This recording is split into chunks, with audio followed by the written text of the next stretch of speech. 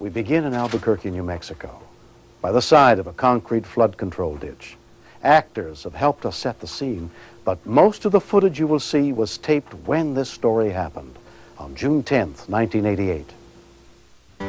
Storms in the foothills today, so stay out of the ditches. Possibility of thunder You can have a perfectly dry, calm day down here in town, and there's a storm brewing up in the mountains that's dumping a lot of water, maybe.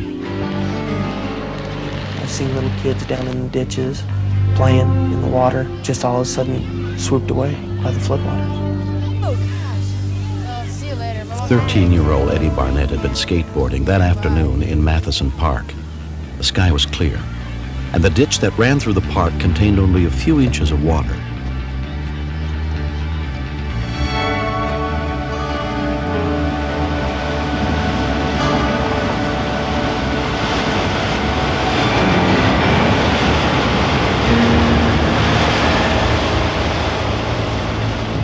At 5:30 p.m., a call came in. Eddie had been washed into a major arroyo.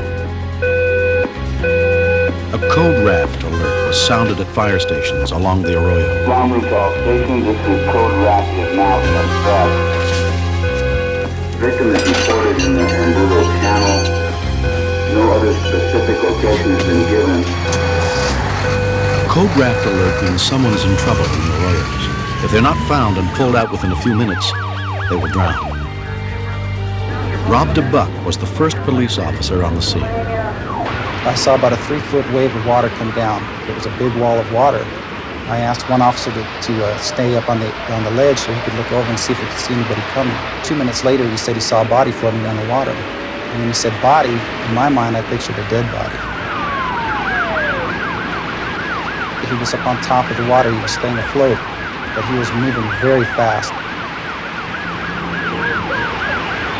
I was very nervous because I knew if we couldn't get him there, I felt he would die. I didn't think he had a chance. On one of Fire Station 8's engines, firemen Tom Velasquez and Ken Tiller headed to their pre-assigned critical point in the Embudo Arroyo. We were listening to the other units upstream, and we heard that they'd missed Eddie Barnett. So we were hurrying to make sure that we could get him. They prepared for the brief moment when Eddie would sweep by their position, but at 30 to 40 miles an hour, arroyo floodwaters can be as dangerous for the rescuers as for the victims. Ken Tiller strung a rope across the channel. They tied the two ends of the rope to two ladder rungs, and he tied onto the remaining rope. The force of the water was amazing. It was really flowing fast. They were hollering that Eddie Barnett was coming down. I handed the shepherd's hook to Ken Tiller.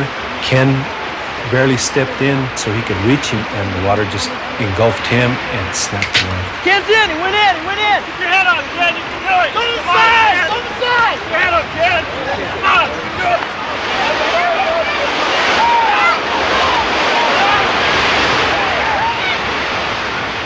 Ken Tiller tried to hold on to Eddie and keep him afloat, but the force of the water was pulling him apart.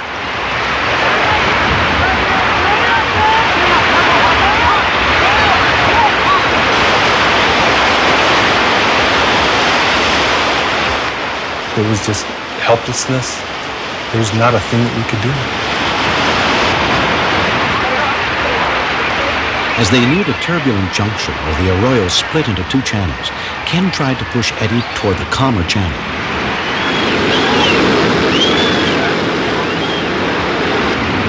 Then Ken hit the rapids.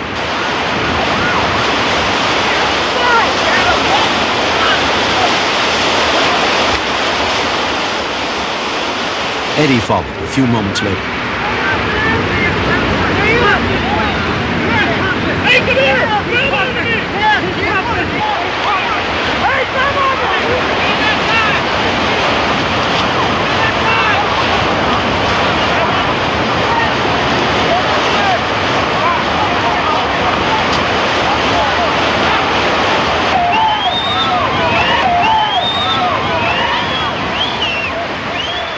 He got sucked under for about 20 seconds, and everyone was just like, where is he? Finally, he got shot back out to another canal, and that water was easier.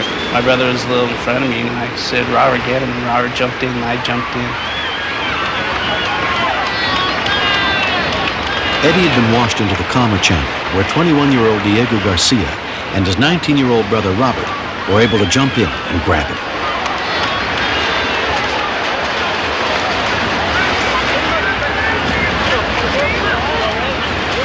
Though they were neither cops nor firemen and did not even know the boy, they had helped save his life. You all right? Trying to breathe slowly, okay? Just lay down. Bumped and bruised, wet and cold, Eddie was in surprisingly good shape. You all right, partner? 12 minutes after he was swept into the arroyo, Eddie was safe. But Ken was still in trouble. He'd managed to grab one of the fire department's safety lines, but he couldn't hold on long enough for help to get to him.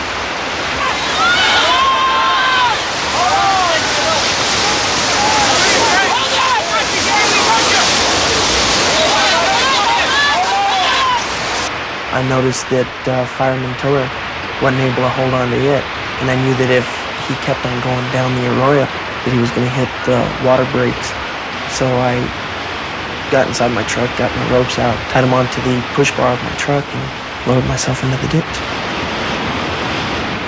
18-year-old Jeremy Casadas risked his life by entering the driving floodwaters, but managed to pull Ken to safety.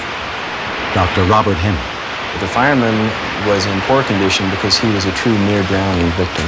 He was blue, he was not breathing very well, and he was both vomiting water and also coughing dirty water, arroyo water, out of his lungs.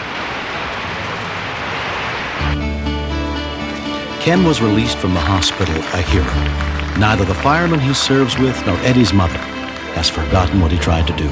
I feel very thankful for Ken Teller. I really do. I didn't realize how much he put his life on the line for my son's life. And I thank him very much. A year has gone by since that day in June. Every time I heard anybody going in the ditch, they'd die. I just figured I'd be dead too. Yeah, you mess up real bad, you're gonna learn to appreciate life a little more. Ken Tiller is still a fireman in the city, but after each shift, he returns home to the mountains he loves. When I came home, it was an unbelievable feeling to be free and breathing clean air and breathing, period. I'm a Native American and I have my beliefs, and Mount Taylor, which I live under, is one of our sacred mountains, and I was happy to be underneath it again and riding the horses. That's what I grew up doing, and I'm just thankful I can do it, and hopefully until I turn gray, and teach my grandchildren the same values that I have now.